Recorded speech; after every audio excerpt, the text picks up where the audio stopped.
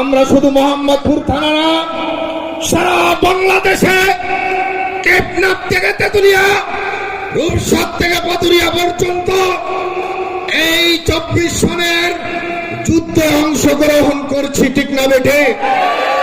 তাই বলতে চাই, যারা এই যুদ্ধে অংশগ্রহণ করছে তারাই একমাত্র বাংলাদেশে কি হবে, সংগঠনে কি আলোচনা হবে, তারা রাজনীতির অধিকার রাখে, তারাই আলোচনায় থাকবে, ঠিক না বেটে? আর একটি কথা বলতে চাই, আমরা বলতে চাই, আপনারা দেখছেন দেশের ইতিহাস, ইসলামী আন্দোলন বাংলাদেশ